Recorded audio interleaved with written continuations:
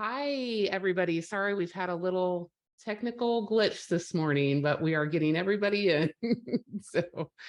Hi, how's everybody today? Good to see so many faces. So I will let everybody in here and get Hank some co-hosting. Awesome. Gosh, got a lot of people, I've got to admit. That's great news. Hello, everybody, and welcome to AAF. Sorry about our little technical difficulty this morning, but I'm so happy that you've stayed with us and are giving us a chance. And we have a great speaker for you today. Really, a little bit without further ado, I'm going to bring it over there, but I do want to let you all know that we have the Addies Awards coming up here very soon. It is the Ad event, and you could win an Addie. We have student entries, and we also have professional entries. So thank you so much today to, I see Tim Bade here from not only our board, but also the sponsor of today's event. So Tim, I'm just going to pass it over to you for just a minute to tell everybody about Marlin Network, and then I am going to introduce our speaker today.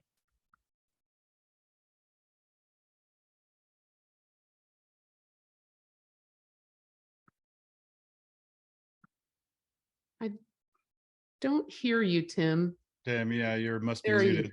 you're muted or something. You're not muted, but I don't have any Oh, volume for you. So it's just technical difficulty day today at AAF.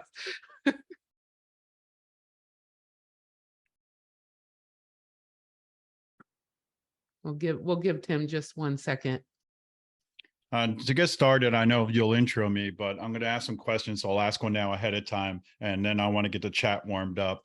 But let me know if you are currently using email marketing, and if you're a beginner or advanced level email marketer. That'll help me tailor the conversation today a little bit. So go ahead and start using that chat. Awesome. I love that. And chat is so important here. Also, if you don't, we can see your names there, but also if you have a Twitter handle and you'd like any of us to follow you on Twitter, if you could put that in the chat as well. They're always so hard to find, but we want to stay connected to each other. So you can do that. Tim, do we have you back yet? I think he's coming back in. I've got a couple more people. Thanks for joining, guys. And then if you just stay in, okay, he's something's wrong with his technical thing. So we'll give him a little shot here at the end with Marlin Network, and certainly we will actually post this with the content later on, which is going to be being recorded. But just a big thank you to Marlin Network for making this possible. We need people to sponsor these events so that we can stay current as professionals and really serve this area. So Hank, thanks so much for joining us. Hank is an author, a speaker. He's a podcast host. He's a senior manager of client solutions at iContact. That is a Ziff Davis company. And he truly has a passion for all things email. You're going to see that a little bit today. I've had the pleasure of talking with him many times about email, and he is really going to talk to us today about really the most important things you need to understand about email to work in today's environment. And so I'll pass it off to you, Hank. Thank you so much for taking your time to do this, sharing your expertise. As he mentioned, please put some info in the chat, have questions in there. He really has spent time with me talking about what could be of use today. So please make sure that we tailor this by asking questions that are really relevant to us. And of course, he'll be available afterwards. He's always good on LinkedIn for a solid question. But Hank, thank you so much for giving us your time today. I really appreciate the opportunity to be here because I love talking about digital marketing and mostly email marketing. And it's just great to be here. Make sure to stick around to hear from Tim. Since he's sponsoring today, it's important to stick around and listen, or reach out separately if you can't stay for the whole meeting. But we're all marketers, and I noticed a lot of people have different levels of experience. And that is always something that's a challenge for me as a speaker. When it comes to email marketing, there's always that person that doesn't have a lot of experience. And then there's somebody that says they've been doing it for 20 years or maybe 32 years, because that's how long email marketing's been around. But I like to try to give a lot of information, valuable information for both cohorts. We've all probably at least sent an email or crafted an email, whether it's for sales or marketing. And what's today, Thursday, it's close to the end of the week. We've all probably hopped in front of our computer and said, oh gosh, I forgot to go and create that email that I wanted to send out to my prospects, my customers, whoever your audience is, and you slap something together and you get ready to hit send. Is that something you've done before? Can you can you empathize with me, because I've done it numerous times? My monthly newsletter, I say, oh my god, it's the first of the month, I have not gotten my email out, and I go in and just put something in there. And I don't know if this is still a popular phrase, but I'd rather Netflix and chill than get in front of my computer and put out an email. I really enjoy to put together those emails that I'm crafting, but we're all marketers. We know we have deadlines. And if you can't correlate with me with the email part, because maybe you haven't started using that yet, you've probably done it with social media or with some other type of marketing concept. But my name is Hank Hoffmeier, and I am the digital marketing infotainer. I like to make marketing fun and successful. I'll let you be the judge of that today. I am the senior manager of marketing and operations for iContact. We are an email marketing platform. I'm also the current chapter president for the American Marketing Association Triangle chapter, which is in Raleigh, North Carolina. I have two jobs that are in marketing. One pays and one doesn't, but I love the challenge of helping others navigate digital marketing, email marketing, and social media. All right, we have this need to send an email out, and we crafted something, put it together the best we could, and we're ready to hit send. That's how it goes, right? And like I said, we'd rather be sitting down and doing some Netflix and chill, but I want you to just chill out and listen to me for a little while.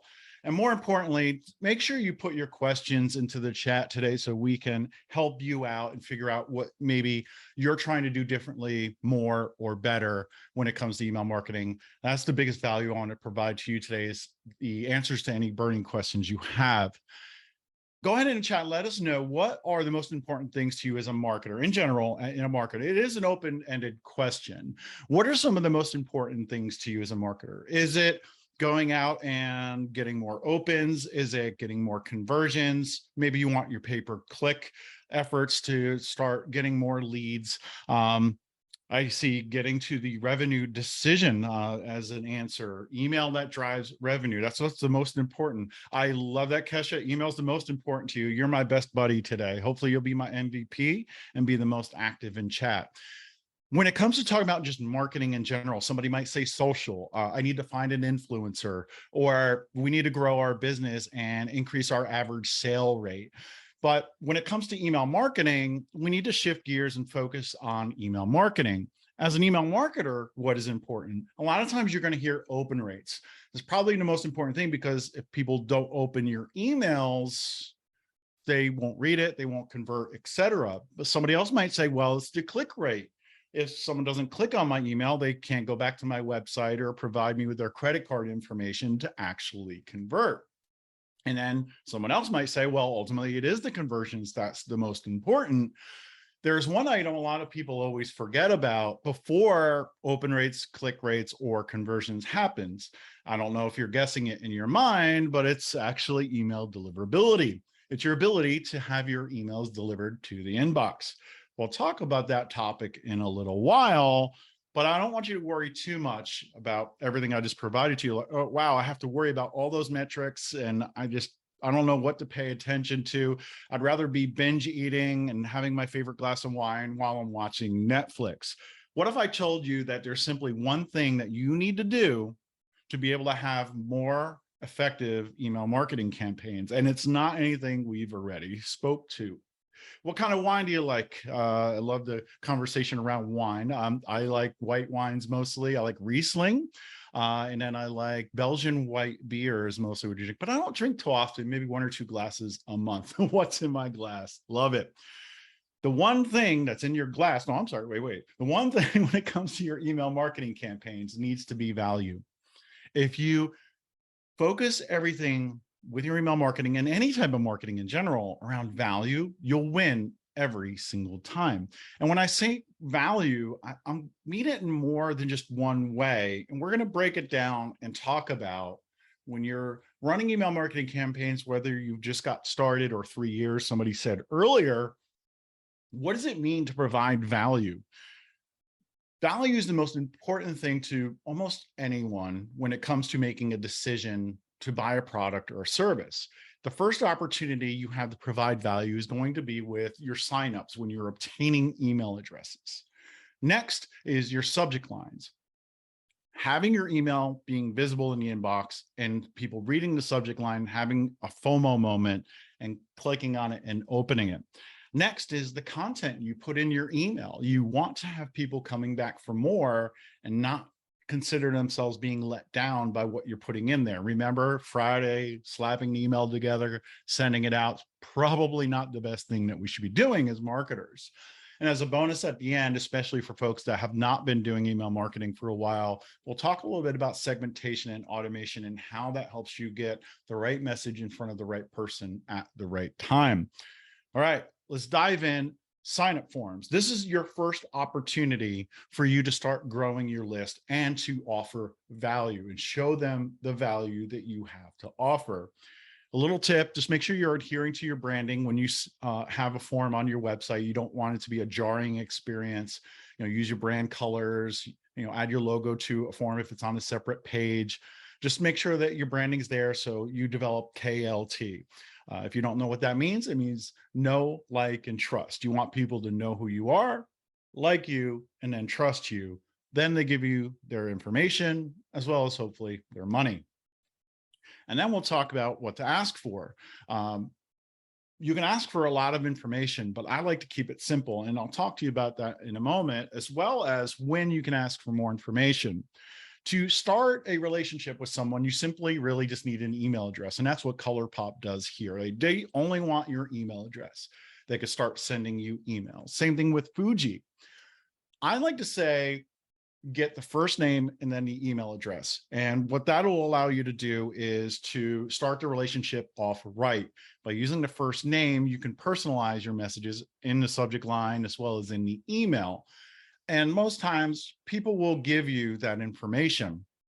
But if I had a sign up form and asked for my first name, last name, or your first name, last name, what kind of car you drive, last year's taxes, how much you paid in taxes, and how many children you have, any ages you have, all for a coupon to buy clothing, would you offer that up? Probably not. You probably won't get that information.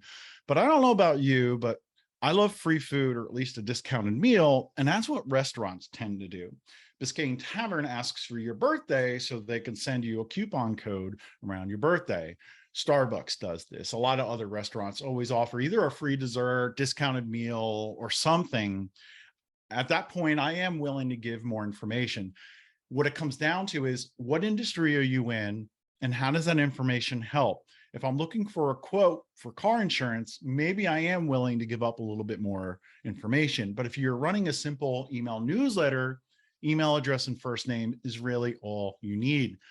Also with sign-up forms, you can ask for preferences. Bangkok newsletter here says, hey, do you want information about food in Bangkok? You want to learn about more about the nightlife? Maybe you just simply want our PDF magazine. Up front, they're asking for what people want so that they can provide value in the inbox rather than they don't care about food. So why would I want to get those emails? I'll probably just ignore them. You can also use pop-ups. If somebody's on your site for a certain amount of time, 20 seconds or more, 15 seconds, you can have the pop-up come up and ask for the email address. I would not advise you to have a sign-up form that comes and pops up as soon as they go onto your website.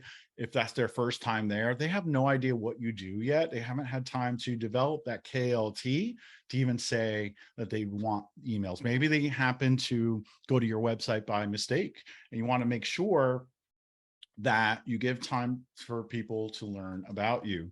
Then there's something called exit intent technology. This is where when people go to leave the browser, leave your website, close the browser to tab, then it'll pop up. I like to set most pop-ups for 20 seconds and or when they go to leave the website, because if they go to leave before 20 seconds, they'll get the pop-up here. And you can also most times set it to show only a certain amount of times when they come to the website, maybe twice. Great. We have sign up forms, or maybe you're using pen and paper and you're getting these email addresses. What are your subscribers getting? I mean, really, what are they getting? Are they getting valuable information? Are they getting nothing right away? We want to make sure that we are building that relationship with our email subscribers. And the best way to do that is to send a welcome email. Number one, it helps set expectations. Here's what you will receive. Here's how often you will receive it. And as a thank you, give more information, provide a coupon code, whatever it is.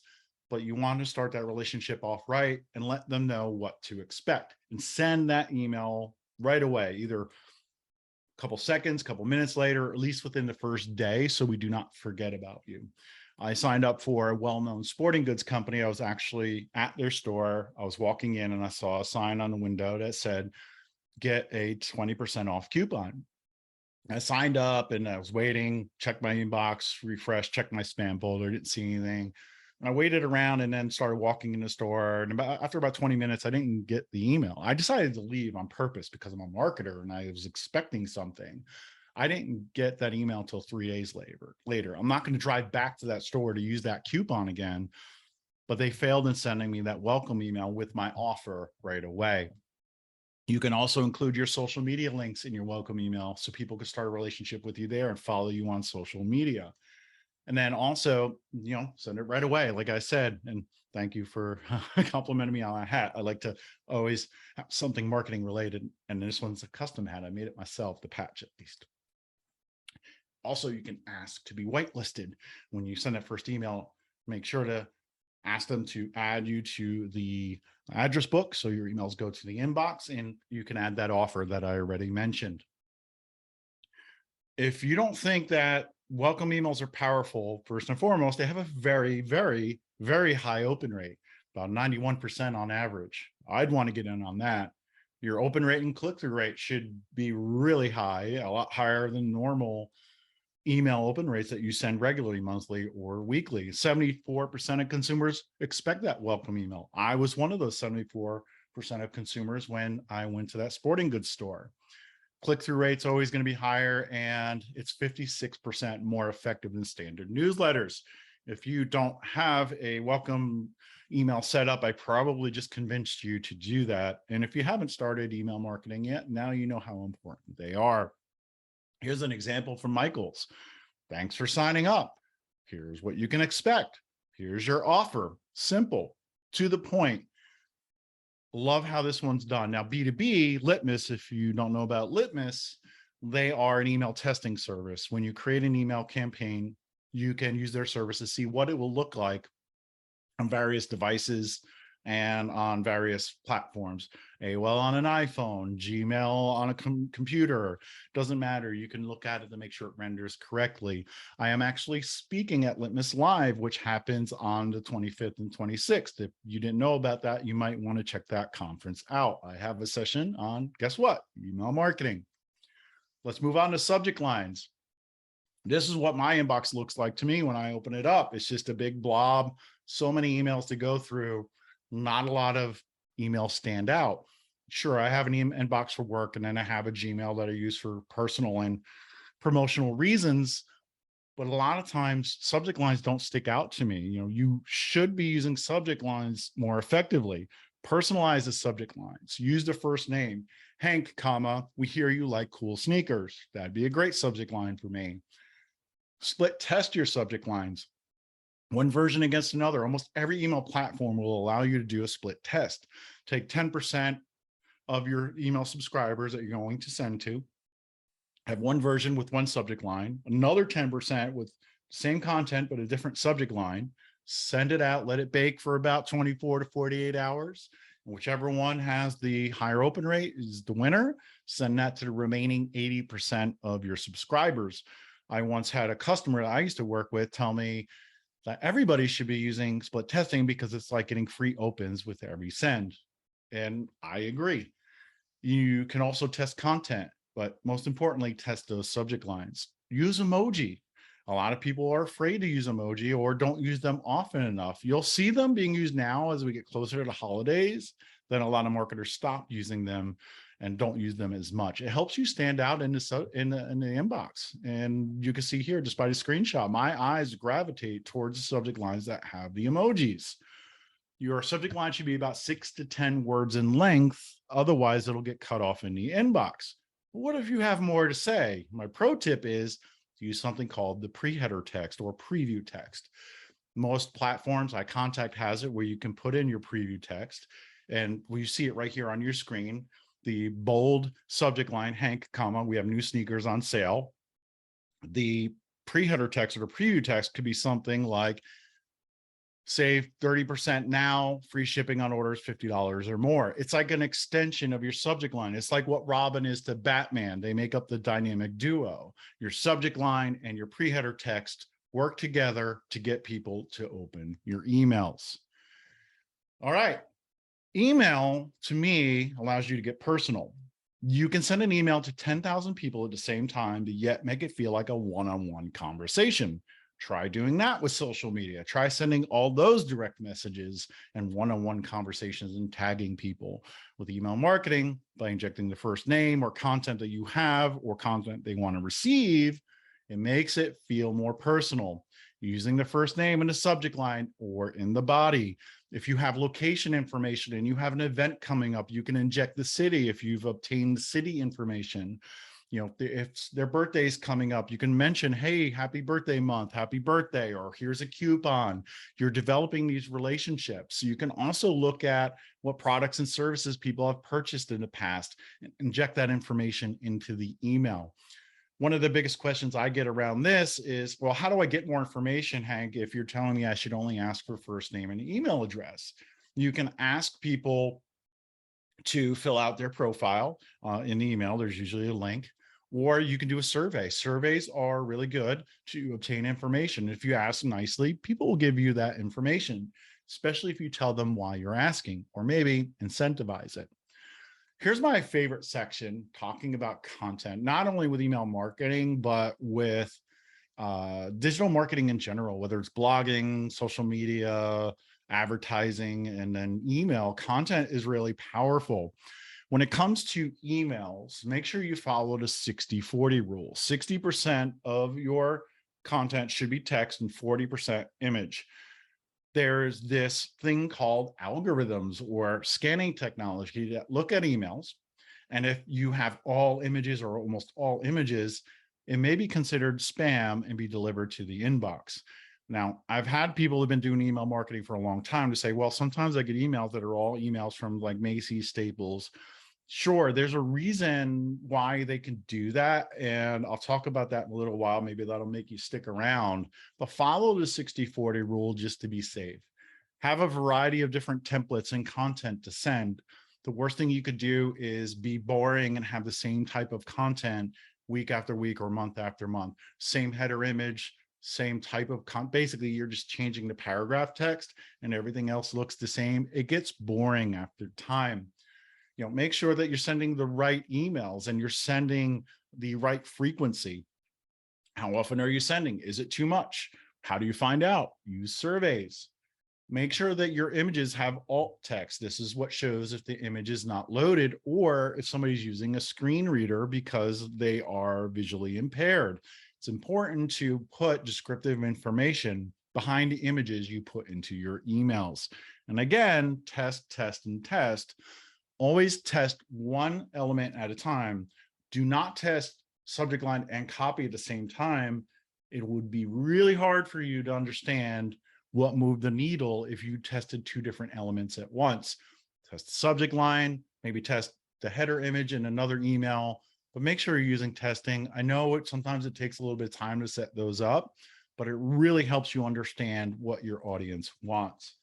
When it comes to content and layouts and the types of content you use, images, text, buttons, make sure it's clean looking. Here's an example from Apple. They let the product speak for itself.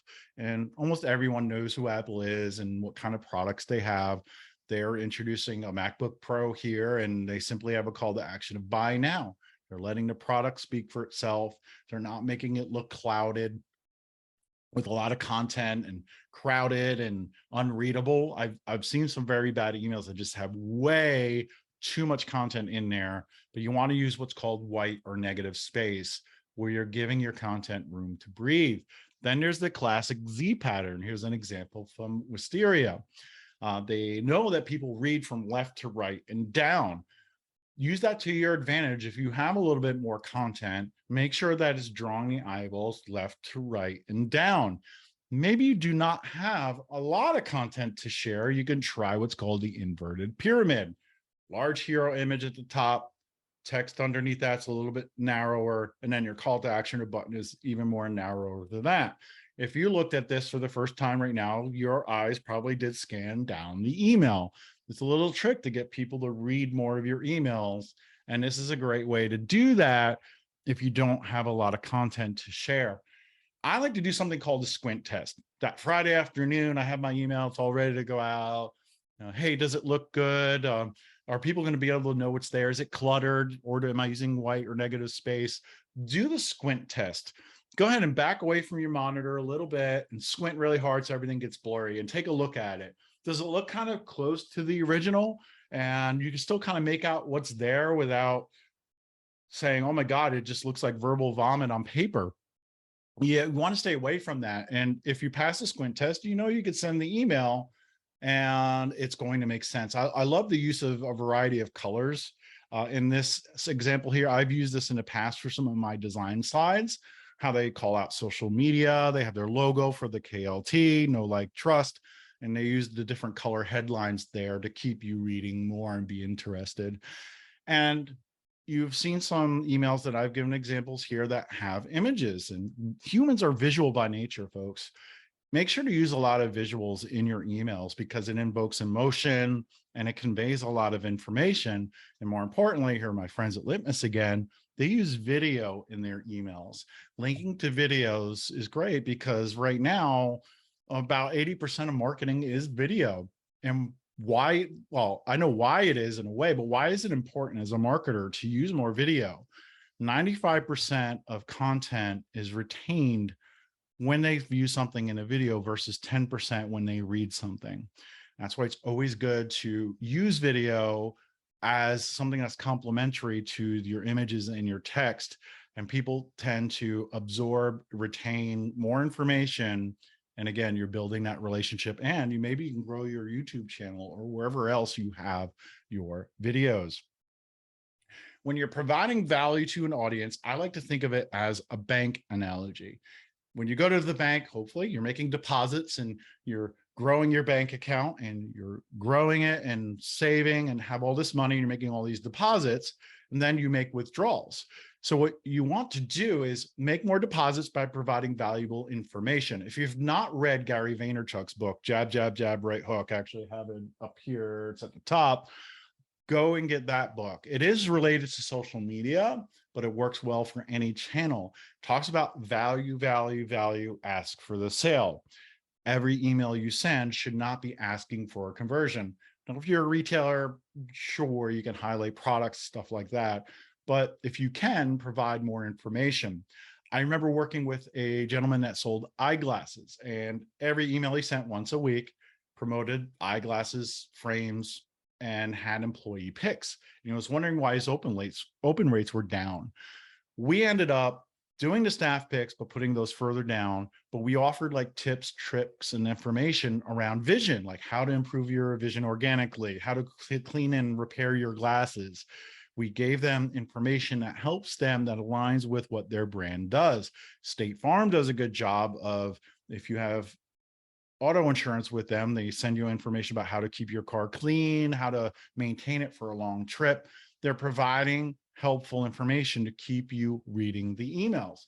And when you're using the bank analogy or you're making a lot of deposits, just make sure that you're making more deposits than withdrawals. Don't always be asking for the sale. Provide information so that people continue to get your emails. And as your bonus, let's talk about segmentation and automation. How many of you are currently using segmentation and or automation? Go ahead and chat and let me know. And I see there's at least one question in there we'll get to in a little bit. Don't forget to ask your questions. We'll get into those in a few moments. All right. And I'm warming you up because segmentation, which is a filtered view of, say, an email marketing list. Let's say that you collect city information, location information, and I'm in Raleigh, North Carolina. A segment would be everyone on my list that's in the whole world, but I only want to see people that are in Raleigh. So that filter or segmentation would be show me contacts that live in Raleigh. That's what segmentation is if you don't know what it is. And according to the DMA, there's a certain percentage of increase that email revenue generates based on sending people what they actually want. Go ahead and guess what that percentage is. And we're not going to move forward. And maybe I'll go grab a glass of wine if you don't answer really quick. Let's get at least a couple answers in the chat here. And I know you might be multitasking and you need to come back. That's okay. Hopefully you're not Netflixing and doing a Netflix and chill thing. But what do you think the percentage of increase is? All right. So Priscilla said 65%. All right. I'm gonna let everybody cheat a little bit. Let's go triple digits. Triple digits. Let's get at least one person to guess here. 120, 150, 300. All right. All right. I know it's killing you to know. And I always, when I do this in person, I hear gasps because this is the actual percentage that you can get if you actually send emails to people that want specific content. If you're sending them what they want, just imagine how much they're going to convert. 760%. If I hopefully I just talked to everybody into going back and looking at their segments or starting to use segmentation. All right.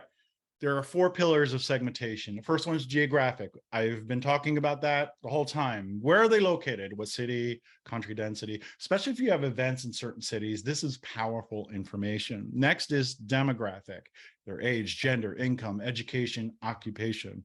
My favorite is psychographic information, their lifestyle, values, concerns, personality, and AIO, activity, interests, and opinions.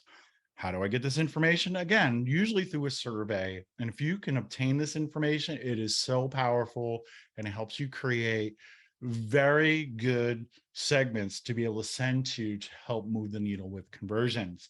And last is behavioral. Are they opening, not opening, clicking, not clicking your emails? Are they visiting your website? You know, what signals are they giving you to show that they're engaged or not engaged? Because one deal for people that are not engaged will be different from someone that is. And don't forget about your VIPs or people that buy from you often, repeat buyers. A lot of times we always forget to reward them. We're always offering discounts, coupon codes, or freebies to people that don't engage and don't buy with us. But what about people that really are dedicated to working with us and they keep giving us their money? Make sure to keep track of them. Marketing automation is convincing the right people to need what you provide at the right time. It's as simple as that.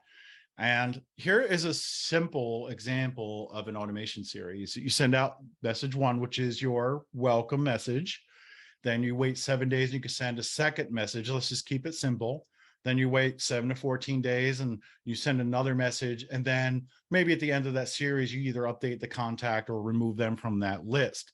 All along the way, and I have another more comprehensive example in a moment, you could check to see if they've opened or not opened and make a decision. One thing you can do is send that first welcome message and wait 7 days or wait 3 days. And if they didn't open that message, you can repurpose that message with a different subject line to make sure they get that email and they open that email. But workflows allow you to cut down on that manual repetitive work. In other words, if you are sending out your welcome message every Friday to anybody that signed up all week, you're missing out because number one, they're not going to get it in a timely manner. And then secondly, what if you forget to do it? You will not send out that email and you'll be like me waiting for that coupon that I never got. It helps you send emails, make decisions, update status of your contacts and update the information and move them around on lists or remove them from a list. Automation is a good way to do list hygiene. So we have our recipients, we have our sign up forms, and maybe you got me on your list because I went to leave your website and I saw your exit intent pop up. Then we only want to send people in Raleigh because we have an event coming up in Raleigh. So we're checking to see if I live in Raleigh, and I do. You'll send me that welcome email that says, thank you for signing up, tells me a little bit about what you will send me. And maybe there's that little promo, 20% off or whatever that is. And then after 7 days, I don't open the email. Again, you can resend it so that I can open it. But if I did, you could say, let's send this follow-up email that tells us a little bit about tells the subscribers about the company a little bit more, maybe what you're doing in the community, your support process, your return policies, whatever that is. Again, wait a certain period of time. And then maybe you're going to send some kind of a final email, and then maybe remove everybody who didn't engage with any emails that you send. If you had maybe a series of 3, 5, 7 emails.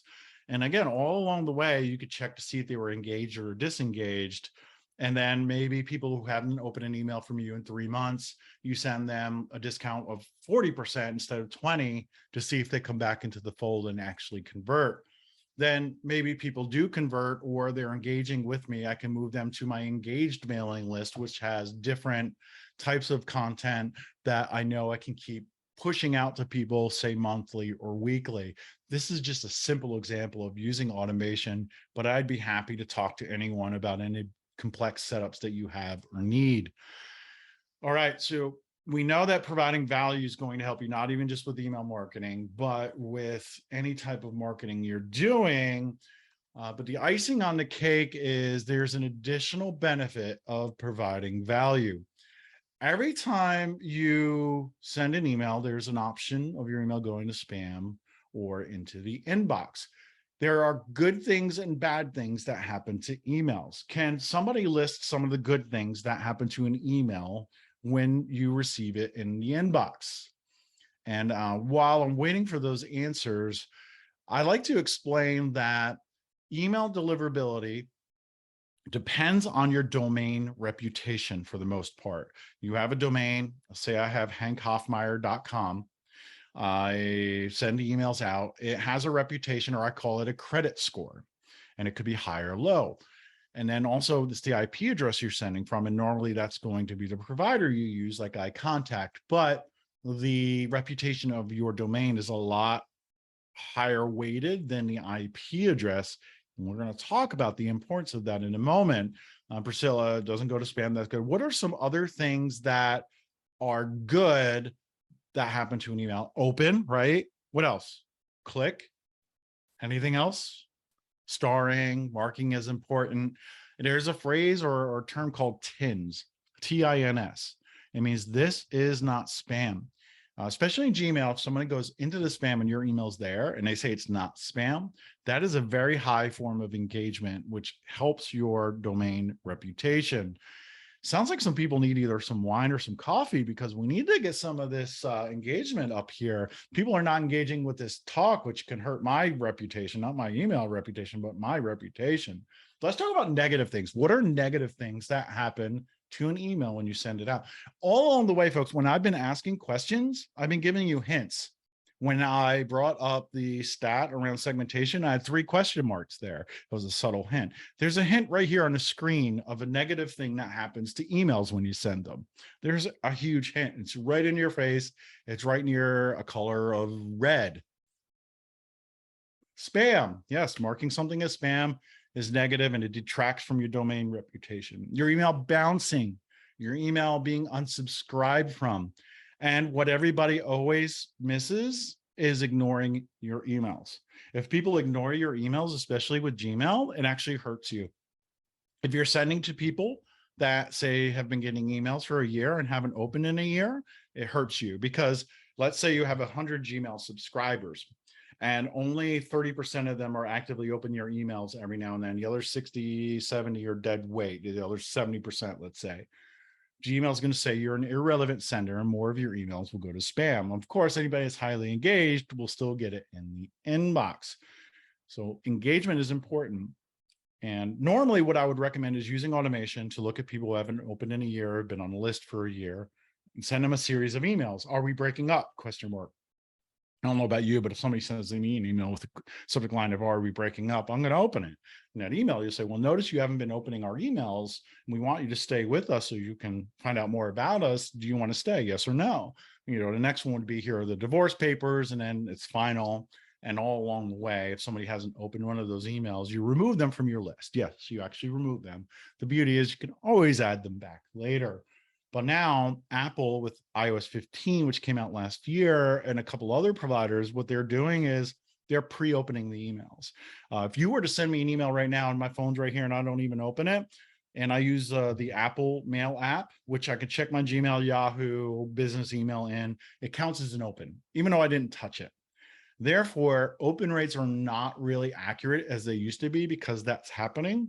You should be looking at your click rates. In other words, people have not opened and have been sent to for 6 months or a year that also have not clicked. That's probably what you need to be looking at more to increase your email deliverability. Make sure your domain reputation is elevated or high. And how do we do that? We do that by providing value so that people stay connected with your email campaigns and they continue to open them. And if they're opening them, they like them, hopefully they're not unsubscribing, it's not bouncing, and it's not being marked as spam, which is very important. Better deliverability, more engaged subscribers, providing that value to your audience is very helpful in developing that relationship. And you are a marketer, and that's why you're here today. And now you're a successful marketer that offers value. And hopefully we can start using automation a little bit more so that we can start watching Netflix a little bit more, because what do? They offer value through quality programming and developing these shows and movies that get us engaged so that we do not, stop watching the show early. We'd rather binge watch a lot of our shows in one sitting. Hopefully you can start creating email campaigns that are binged and they open every single one and cannot wait for the next one to come out.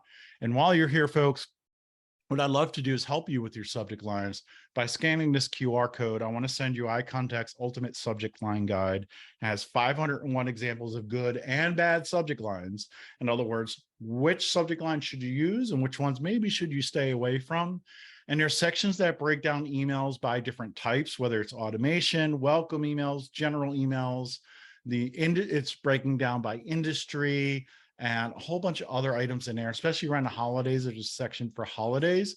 And now that I've given you so much information, I feel like everybody here is now an email marketing expert. Also, when you scan the QR code and you provide me with your email, I want to send you our honorary email marketing expert badge from iContact.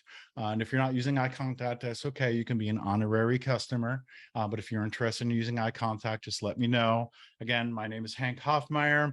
I always like to say, if you Google my name, I take up about the first 2 pages of Google. You can't miss me. The only thing I ask, if you try to connect with me on LinkedIn, just send me a personalized note, because I have this weird rule where I don't accept blind invites, and you will get a weird reply from me though, if it is blind. But just say, Hank, saw your talk today. It could use a little more work around this. That would be helpful to me, and be transparent. But if it's great, that's fine as well. But I'm on mostly all of the social media channels that make sense. But with that, I'd like to say thank you. And Priscilla, if we have time, I can definitely answer some questions. I do have a couple of quick ones for you. I'm going to kind of shoot them at you pretty quick, but Keisha is asking what you think about pixels. They allow you to collect emails from visitors to sites. So she's hearing a lot more about that, but kind of what you mentioned with the KLT, that's feeling a little weird. So your thoughts on that? Different countries have different rules, especially like Canada, they're more strict. The US just has legislation, you get a slap on the wrist. But there's another talk that I do, and I'm actually doing it in a couple of weeks, where I talk about never ever buy an email marketing list. If somebody comes out to you outside, you're going for a walk, you open their jacket and say, hey, I have this list, 10,000 emails for $5. Don't be tempted to buy it, because what does that do? That hurts your domain reputation, because many of those email addresses are going to bounce. They're going to be invalid. Many are not going to know who you are. They're going to unsubscribe, or worse, mark as spam, which all brings down that domain reputation I spoke about. Sure, maybe you'll get a couple sales out of that list, but really what you're doing is hurting yourself for the future with your ability to get into the inbox. It's always better to have slow quality growth. And if you go to the iContact YouTube channel, it was only a week or so ago that we did a live event talking about ideas on growing your list. And there's a lot of great information in there. But You can do it, but I would say stay away from it. I listened to a podcast yesterday. They were talking about text messages, and now these AT&T, they're going to start cutting down on people that are not who they say they are. But politicians get away with everything, right? They can spam you and get away with it. Same thing with email marketing is these laws and legislations don't apply to them. I wish it did, but I hate when I get those emails when I didn't sign up for them. So put yourselves in your subscriber's shoes. In other words, do they want that email? Most of them probably not. Maybe 1 out of every 1,000 might want that email, but you're better off finding them and having them opt in. Awesome. Okay, another quick one. You mentioned using surveys to help people segment themselves for you, and you mentioned incentivizing people for that. Do you have a good example of an incentive that might work? It depends on your industry and what you're doing. If you're a consultant, free hour of consultation. If you have the ability to create coupon codes, a certain percentage off, and just put a time limit on that. Really, you just want to get them interested in what you're doing. Hopefully what you're doing on social media or through your content marketing, you're developing or getting those eyeballs to your website, and they start saying, I want to see more from them. And then when you say, like a blog post, if you write really good blog posts, at the end, you should always have, did you like what you read? Sign up to be alerted when our next blog article comes out. And if they really enjoyed it, they will sign up for it. Whereas if you say enter to win one of 5 iPads next month, they are only going to probably fill out that form, find out if they want or not, and then start ignoring your emails or unsubscribing. Okay. I love that. One last question here. What do you think about brand indicators for message identification, BIMI? Thoughts on? BIMI, newish. Apple just announced that they're going to be supporting that. I won't get into the whole thing, but you should always authenticate your email. There's 4 things you need to do. iContact definitely takes care of the first one without anything, but it's called SPF, Sender Policy Framework. When you use a provider, it may come from hankhoffmeier.com, but I use iContact. The server is going to say, this is coming from iContact, but it was sent by Hank Hoffmeier. Do we trust this email? SPF basically is like a certification that says iContact's allowed to send emails on Hank Hoffmeier's behalf. The other one is DMARC, domain message authentication, something in compliance. I used to have it memorized. I still do, but you put me on the spot. But that says that the email has not been altered when it was in transit, has not been injected with links, malware, etc. That is something you put on your hosting provider. Like if you have GoDaddy, just log in, your provider will give you information to put there. And then there's also DMARC. So that means that domain message authentication and conformance.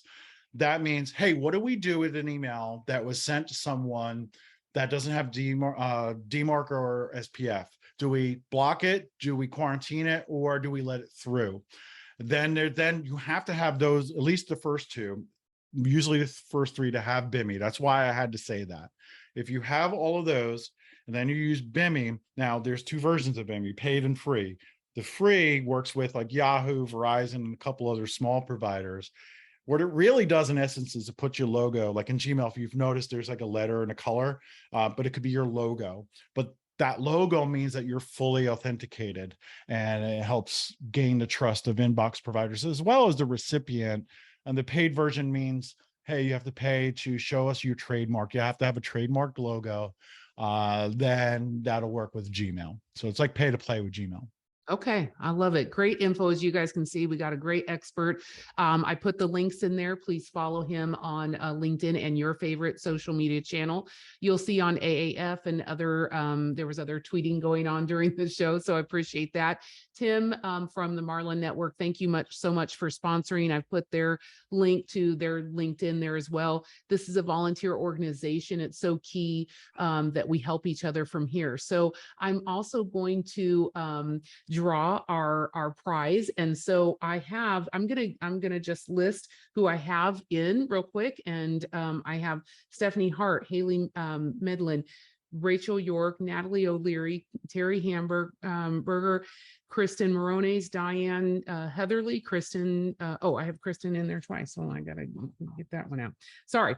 Gus Wagner, Chris Wilson, Catherine Hobbs, Melissa Karsten, Luke Gentleman, Madison McElwee, Justin Oden, Colleen Coster, Keisha Alexander, and Tim Bade, obviously. Hank Hoffmeier, thank you so much for this. Tim and I are not eligible for this giveaway, but we're giving away $25 at Amazon. But also, Hank, thank you so much for giving us a valuable giveaway. So please follow up and download that. But Hank, I'm going to put you on the spot for a number from 1 to 17, please. I'm going to go with 15. 15. Okay, Justin Oden, you are the winner of our gift card. So thank you so much for participating. Just so you know, this is a recording. It will be on our AAF Heartland website. And I thank you so much for joining us today. And Hank, seriously, cannot thank you enough. If you have questions, follow up with him. And Marlin Network, thank you so much for this sponsor. We really appreciate you. Thanks, guys. Make it a great day and get some really great email out there. All right. Thanks.